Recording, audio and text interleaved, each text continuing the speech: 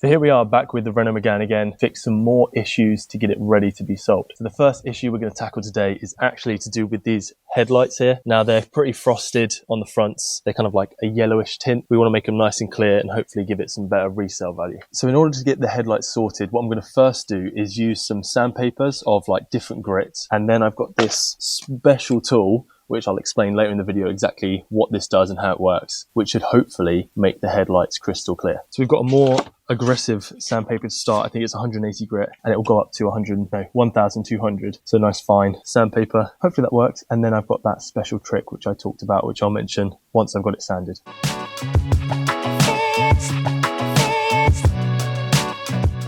Okay, so it's all nice and sanded now. This feels incredibly soft and smooth now, so hopefully that's a good sign. This mystery liquid is supposed to fix the headlight. Now what you got to do is you've got to heat it up. So you've got this which plugs into the cigarette lighter and essentially lets the fumes come out, and the fumes should fix the issue.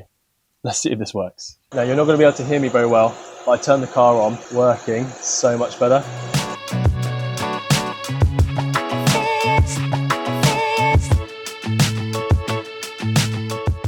So overall, I'm pretty happy with that result. If I was to do it again, I'd probably use like an orbital sander. That chemical with the heating part actually worked really, really well. Definitely better than trying to use like a polishing compound. So pretty happy with that.